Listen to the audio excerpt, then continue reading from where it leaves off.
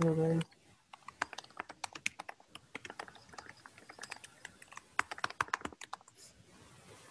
If there is enough presence, then we can probably start.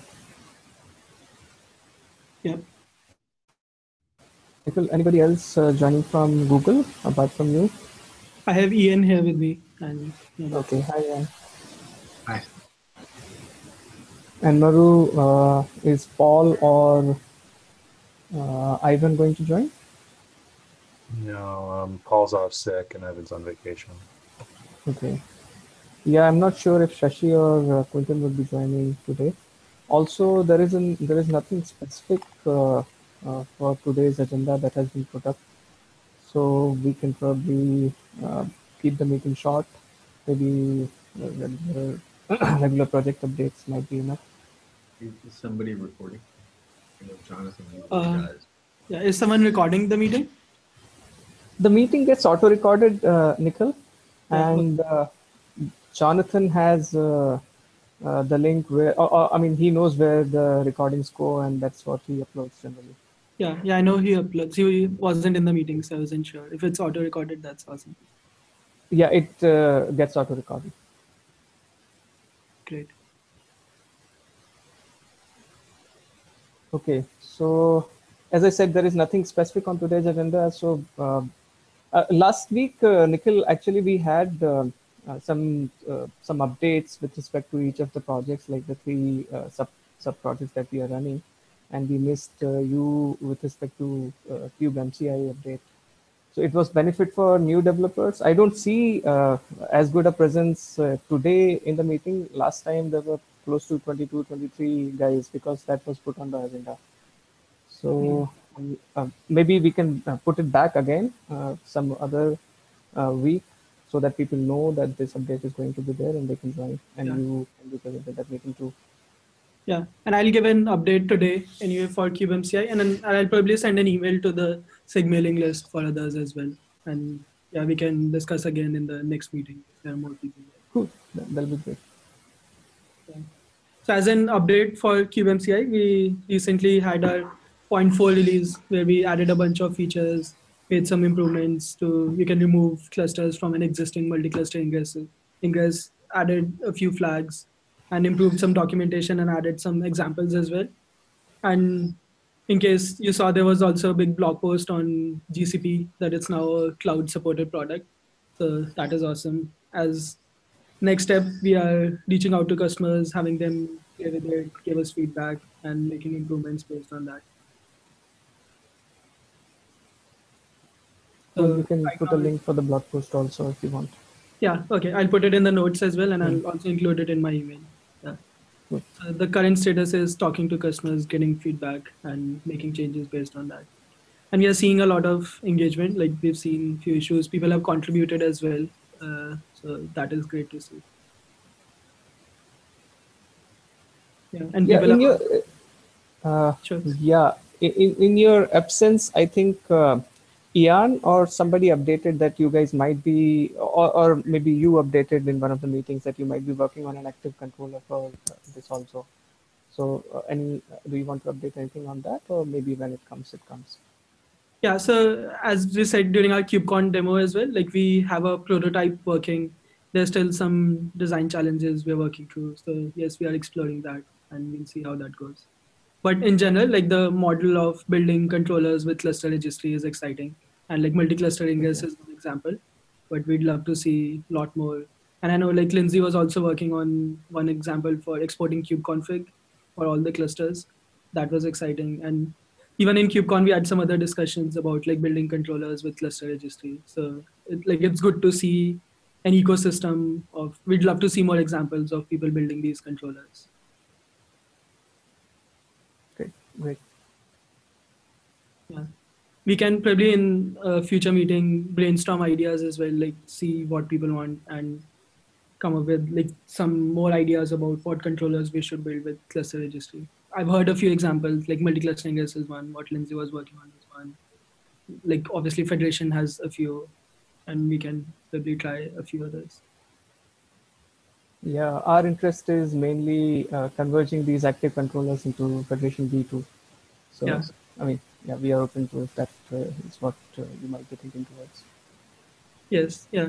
And even during KubeCon, there was this discussion that it's great that we have these like different tools or approaches. Like there's Federation, there's kubemci, which is just a CLI tool, or you could just use cluster registry and integrate it with your CI/CD pipeline or others. So like there's interest in that. So that is great. Yeah, I know that Shashi was exploring. This ingress problem, we want to explore solving the ingress problem in Federation V2 also. So Shashi was trying to explore figuring out a generic solution, but so far he has not been able to converge to a solution which can work for all the cloud providers, because mainly because there are specific features which are specific to cloud providers and all. Yes. So Yes, yeah. possible one of the possibilities was that having an active controller which can use or leverage kubemci either as a library or an active runtime, which can just be the most of the meat of the controller, and the controller just uses it in some way. Yes. But that basically works only for GCP. So I mean, with respect to ingress, there isn't anything concluded in Federation V2. It'd be great if you can, you know, give some suggestions or counseling with respect to that. Yeah, yes, there's definitely interest in multi-cluster ingress outside GCP as well. As a first implementation, we did it with GCP because like GCP has that capability, global unicast IP, and other cloud providers don't have that. So that's why it's possible with GCP, and we want to extend it to others as well. And we'll see as we get like customer demand and as other clouds also support that use case, we'd love to add it. And the controller that we are exploring, like it will work with cluster registry, so it can be packaged as part of Federation as well. It can be an independent controller that anyone can run if they want just that controller and not full Federation. So yes, we do want to solve that use case, and that controller should help us do that. And we are also talking with SIG Network, Bowie, and Tim, making sure like the API today is restrictive that you cannot, like it's a single cluster ingress API. There's no way you can specify multiple clusters, like do cluster selection or percentage traffic splitting, or like there's a lot of fancy things you can do with multi-cluster ingress, and the API doesn't support any of that. So there's some discussion happening in SIG network about how can we extend the API to do that. So that's interesting as well. Okay. Okay. Cool. Yeah.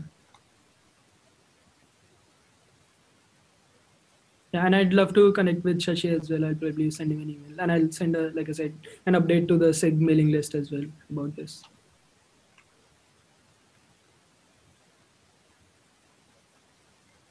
Okay. Hey, is Jonathan there on the call? No, I don't see him. Yes, I am. Oh, okay. Cool. Jonathan, you want to update something about cluster registry? If we are through with MCI, okay. Yep. If there are no questions about it. Yeah, if there are questions, then yeah, we can take a little. Jonathan. Yeah, so I don't believe has been that much activity in the last 2 weeks. I'm trying to remember if anything happened after the last SIG meeting. I think there were some small changes, but I think at this point, mostly I made some small changes to the API and then letting them sit for a little while. Hopefully within the next few weeks, if there are no complaints, I'll push a PR to move the API to beta. Other than that, I don't think there are any significant project updates. The move to CRD seems to have gone reasonably well, but I haven't heard any integrators complaining or people saying that it has been difficult. I know that on the Federation side, there has been some work being done to work on with the CRD instead of the API server, which I believe has taken some time, but I'm not familiar with that work.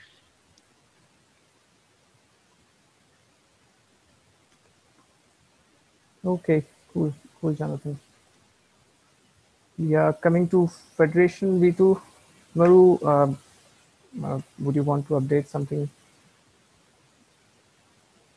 I'm still in process of trying to transition to Cube Builder. I'm having a little bit of trouble because the CRD support for sub-resources is pretty immature in 1.10. Be a little bit better in 1.11, but I'm trying to figure out how to debug problems that probably very few people have seen because nobody's really using it yet. I have it mostly working. It's just that we do use status, which is a sub-resource for recording cluster state, which is pretty much foundational to everything we do. And currently, I actually can't create CRDs with a sub-resource with the CRDs that KubeBuilder is generating, and I'm trying to debug why. And the code doesn't have good debugging log statements, so it's like just messy. But aside from that, I mean, I have everything transitioned over. I just, yeah. To me, I'm hoping I can figure that out in the next day or two. If not, that may actually call into question shipping pre-111, and we'll have to make a determination whether we want to stick with API Server Builder and release anyway, or whether we want to start targeting 111 alphas before it gets released, and then probably release on slightly bit of a lag. But we can talk more about that in the working group meeting tomorrow. Yeah, that makes sense. Yeah, with respect to the high-level controllers, I did finish work on the scheduler types that was merged also, I guess. Shashi's PR is waiting for review on probably maybe an GTM from Ivan is needed. One of either Ivan or Paul have to have a look. Once that is true, then we'll have the service discovery and the scheduler types would be working. I'm currently working on sort of porting HPA functionality from V1 into one of the high-level scheduler types here. So I should ideally be able to do it in a week's time.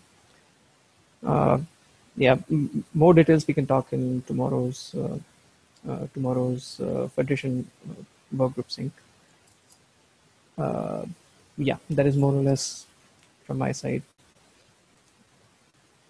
Yeah, and for the usage of folks who do not attend the Federation workgroup tomorrow, Shashi might be giving out a demo on the cross-cluster service discovery in Federation V2 and how we have achieved that. So anybody who's interested can join that meeting tomorrow, same time. Is it same as what we had in Federation V1? Yeah, so one of the targets we kept for V2 was also feature parity with respect to whatever features we were able to achieve in V1. So this one is targeted towards that. But the usage is a little different. Like we have a separate DNS API, which needs to be created, a resource which is called multicluster DNS, which needs to be created with certain information by the user so that DNS records can be created into an external DNS server.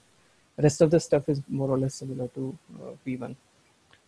Okay. The end result is similar to V1, like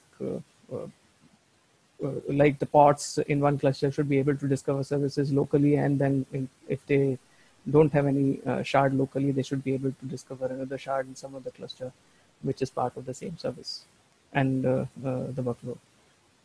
Yeah, that is nice. I remember in V1 we had these options as flags, like multi-cluster DNS CRD that you added. So that is better. Yeah, correct. Nice. Okay, so I had a question for Lindsay. Yep. She was working on that tool for exporting kubeconfig out of cluster registry.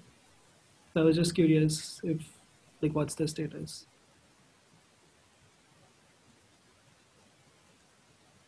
Is Lindsay on the call? Hello, can you hear me? Yes. Yep. Okay, good. Yeah, I haven't done anything else with the controller. It's still just sitting in my repo. Because there were some auth issues that we didn't know how to resolve. So yeah, the status is kind of stalled on that. Yeah, okay. Is this your private repo or? No, I can share it with you. Okay, great. Yeah, I remember there was discussion on the SIG mailing list about the auth issues last time. Yeah, I'll just share it in the in the chat. Okay, awesome. Thank you.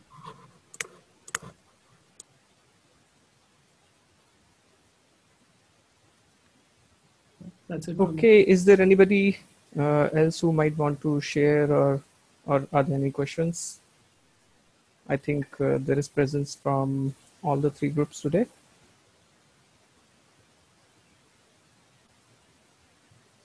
Okay. Cool. Then see you guys next week. Yep. Bye-bye. Take care. Bye. Ciao.